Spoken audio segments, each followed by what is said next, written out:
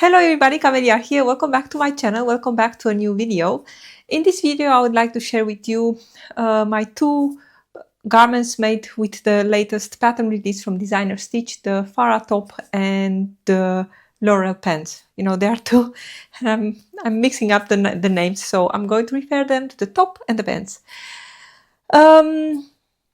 Before I go on with this, I will kindly want to remind you, please consider subscribing to the channel and give thumbs up to the video. And for the rest, if you have any questions about the patterns, about the things that I'm making, always I'm happy to answer them. Put them under the video here in the comments and I'll do my best to answer you. So, I hope my sound is okay.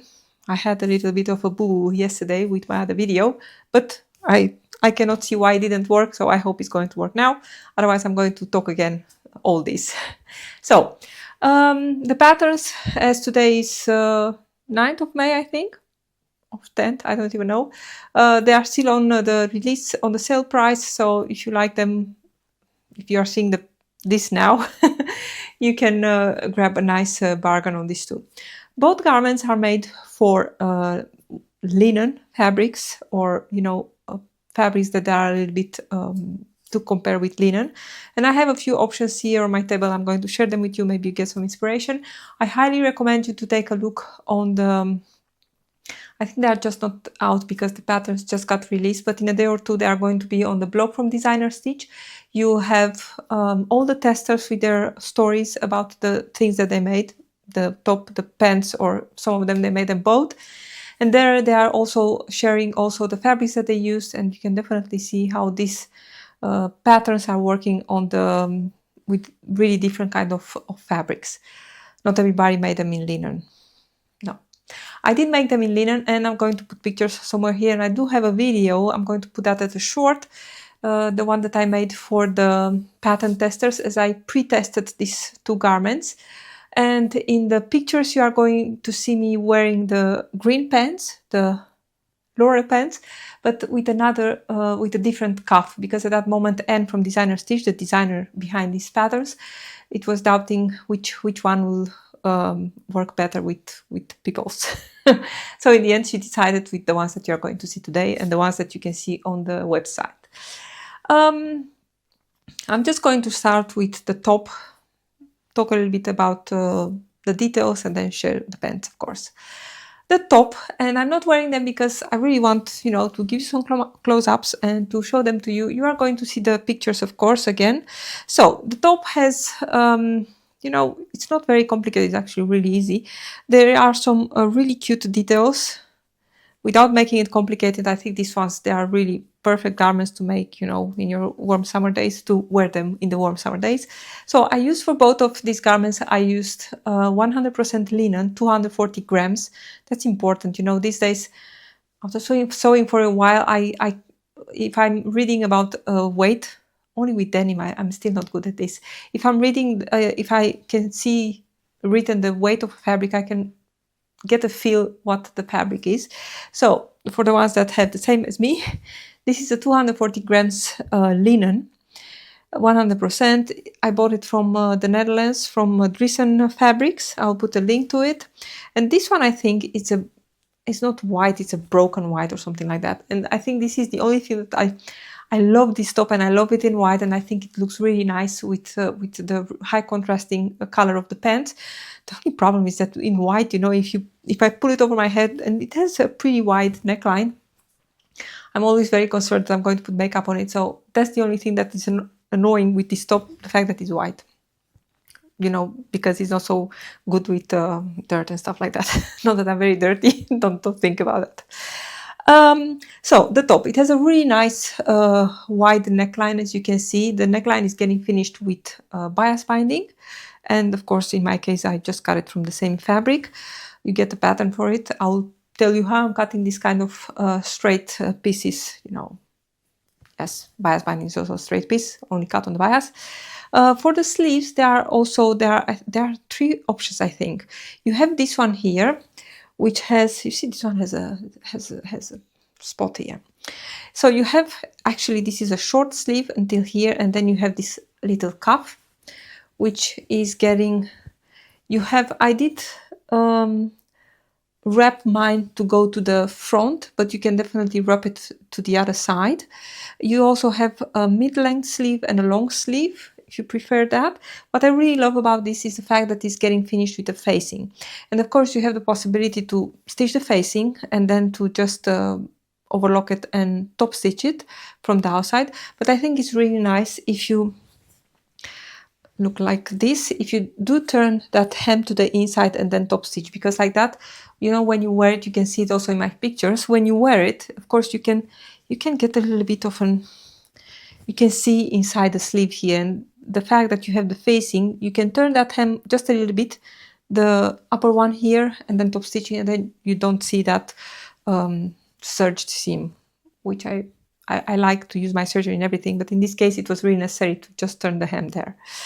For the rest, the body, there are no darts, but you have these forwarded side seams here, and those ones, they are getting finished with a little slit, and then of course the hem. Also, you need to notice that the hem, the back of the hem is just a little bit lower than so it's a little bit of a high-low hem, which is really cool actually. And I really like the position of these slits, because when I put my hands in the pocket, then it's like those slits, they're made exactly where I put my hands.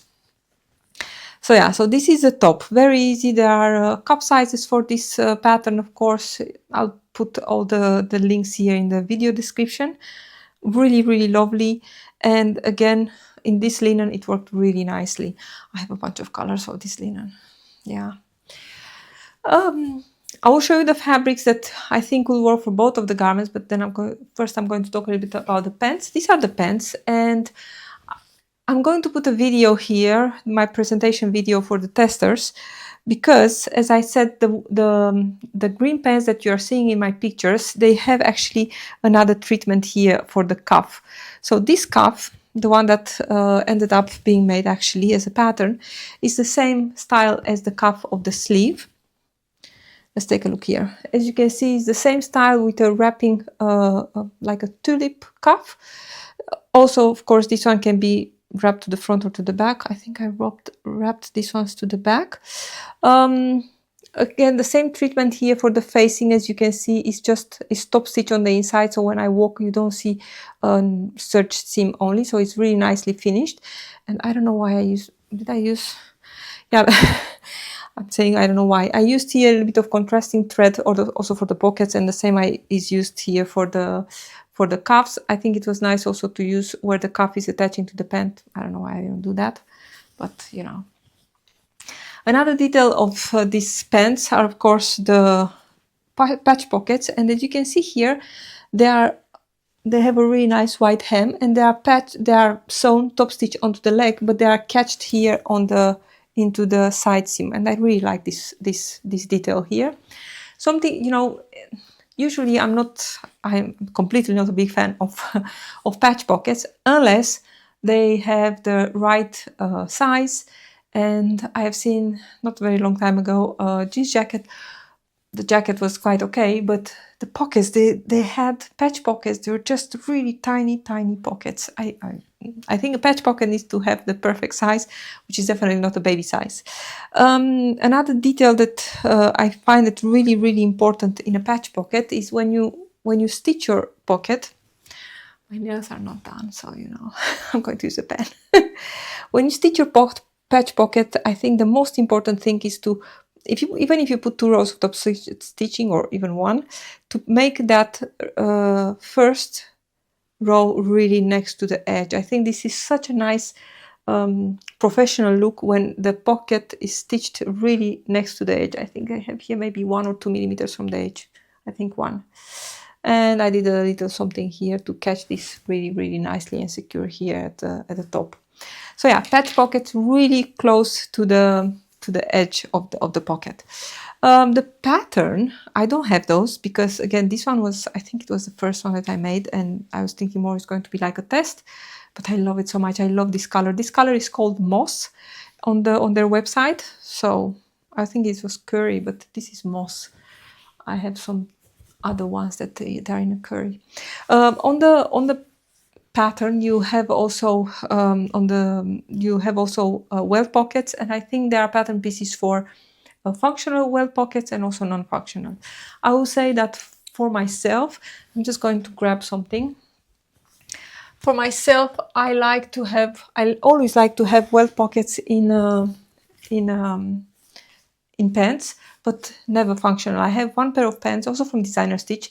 I think those ones, they were the first ones that I made with welt pockets, and I did add a pocket bag, and I'm not a big fan. In those ones, I did added functional pockets, so with the pocket bag and everything. The thing is that fabric is a little bit thin, it's not see-through, but you can see the bag on that pen. So I'm avoiding functional patch pockets. These ones, they are my Estelle pens.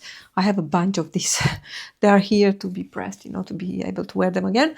And here you can see welt pockets, again welt pockets, and I'm going to take one off to show you let's see. And this is how they are looking on the inside with a non-functional pocket. If I was to make pockets for the Laurel pens, the welt pockets, I will definitely make the same. I think I have reviews here for the Estelle pens. I'm not sure, but these are definitely my most favorite pens ever. I have also a pair in 100% linen. Actually, it's the same stuff like this one, which I'm wearing a lot, and I think I need to make more because I'm afraid those ones are going to. This one is a viscose stone washed viscose linen, and it is a little bit soft, not too soft. I really love these ones, but that one has also a color that is going with everything. So yeah, so welt pockets you have in your pattern. In this one they are not, and I think, and there is an elastic waistband or waistband with elastic in it, and I think it was nice also to add a little drawstring to give a bit of interest there. I forgot to do that, so actually I don't know if it's in. I don't think it's in the pattern, the drawstring. I'm not sure. Fabrics. If I was to choose fabrics for this one, so of course here you have the fabrics that I used. The 100% linen, the 240 grams. I'm going to show you the green because white is really hard on the eye. So this is how it is. Of course it's linen, and of course it's going to get wrinkles and all that, but I love wearing linen and I love sewing with linen. I mean, this is another one. I think it's the same, of course, only it's another color. Very, very pretty. I don't know what color is this one. I think must be cognac or something like that on their website. Something else that I think it will work really nicely for both the pants actually and the top. This is also a little piece, a remnant from Minerva. This is a viscose linen blend, which is a little bit soft, and I think the top will fall really nicely in a viscose linen like this. It's not a stone wash like the pants that I just show you, that they are really soft. This one will be really nice. I made a dress with this. This one here, I think I will make for this one. It will be nice for the top. I'll not wear pants made with this print, but this is also very, very pretty. And this is actually also viscose linen fabric. Really pretty, right? And I have here two other options that I think, when I was looking in my stash for options, I was thinking this would be also nice. This is a chambray, a light denim. I never know how to pronounce that. Do you have that, when you, in your head, you have all the fabrics and all the names and everything sounds really, really good, but when you need to pronounce it, to just talk, it's like, oh, I don't know how to say that. So this one is a very light one, and I think it will work nicely for both of them, both the pants and the top. My only problem with this would be that, that wrapping, I will always take care to, even the top, to wrap it actually to the back, to have that wrap to the back, because I have the feeling if the fabric is too soft, I have it here wrapping to the front, I'll do it to the back, because I have the feeling that if the fabric is too soft, I will have a little bit here to flare a little bit out or something like that. So in a soft fabric, I think I will change my direction also for the top.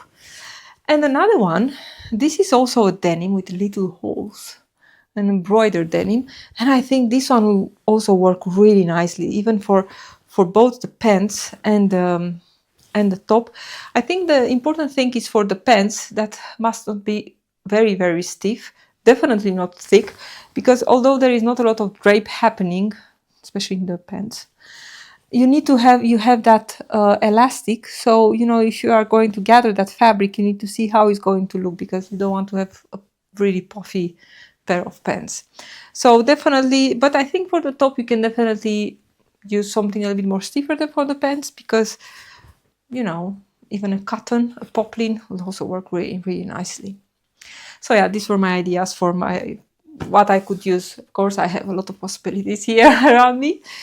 So yeah, these were the Fara top and the Laurel pants. To give you a tip about how I'm cutting straight pieces of fabric, like most of the time, you know, when you have like the bias binding or the strips for the waistband, I always find difficult, you know, to put a piece and then to cut it and then it's stretching out or whatever. So I'm using, this is Quilter's transparent ruler.